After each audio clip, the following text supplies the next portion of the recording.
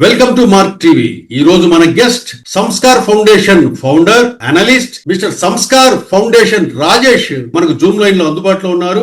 నమస్తే రాజేష్ గారు. నమస్తే అండి. ఏంటి రాజేష్ గారు, ఆంధ్రప్రదేశ్ లో నిన్న జరిగిన అసెంబ్లీలో ఒకవైపు CM Chandrababu Naidu and deputy CM Pawan Kalyan గారు ఈ కల్తీ లడ్డు విషయమై చర్చిస్తూ చివరిగా మీ తిరుపతికి చెందిన భూమని కరుణాకర్ రెడ్డి గారిపై చంద్రబాబు నాయుడు గారు బాణాలు వదిలినట్టుగా మనం చూసాం. ఇంతకీ చంద్రబాబు నాయుడు గారి వ్యూహం ఏంటి అంటే, జగన్మోహన్ రెడ్డిని కాల్చడానికి భూమన కరుణాకర్ రెడ్డి గారి భుజం మీద నుంచి తుపాకీ పెట్టి జగన్ ను అటాక్ చేయడానికి ఏదన్నా ప్రయత్నం చేశారా? అసలు భూమన కరుణాకర్ రెడ్డి గారినే Chandrababu Naidu and TDP social media ఎందుకు ప్రధానంగా ఆయన మీద దృష్టి కేంద్రీకరించింది?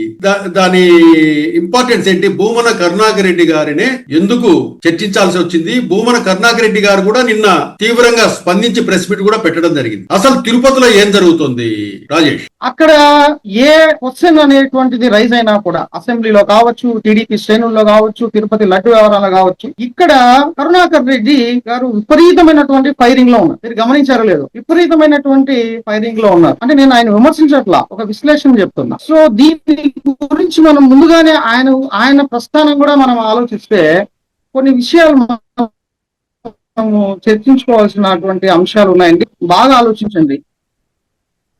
5 ఏప్రిల్ 1958 లో కరుణాకర్ రెడ్డి గారు నందలూరులో జన్మించారు. నందలూరు ఈదురుపల్లి గ్రామంలో ఆయన జన్మించడం జరిగింది. ఆ తర్వాత నందలూరు అనేటువంటి ప్లేస్ కి ఒక రాజకీయ ప్రస్థానంలో నందలూరు అనేటువంటిది ఒక యూనిక్ ప్లేస్ గా మనకి కనిపిస్తుందండి. నందలూరు నుంచి మీకు చూస్తే 67, 72, 85లో రత్న సభాపతి గారు నందలూరు ఆ ప్రాంతం నుంచి వచ్చిన వాళ్ళు. తర్వాత 78, 83, 2004 వీటిల్లో ప్రభావతమ్మ గారు. తర్వాత 1989లో కసిరెడ్డి మదన్మోహన్ రెడ్డి గారు.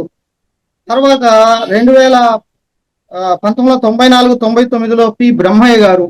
తర్వాత 2014లో మేడ మల్లికార్జున రెడ్డి గారు. కాకపోతే 2012లో కరుణాకర్ రెడ్డి గారు.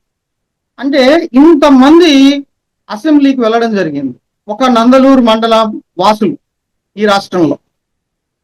సో దీనికి ఆ నందలూరు మండలం యొక్క రాజకీయ తత్వమో, లేకపోతే నందలూరు మండలానికి ఉన్నటువంటి ఆ భూమిలో ఉండేటువంటి ఆ నేలకు ఉండేటువంటి ఇది మనకు తెలియదు. కానీ మనం ఈ రోజుకి కూడా తిరుపతిలో ఒక కోర్ పొలిటీషియన్ అనేటువంటి ఒక పదానికి ఒక జస్టిఫికేషన్ ఎవరు అని అంటే అది భూమన కరుణాకర్ రెడ్డి గారు.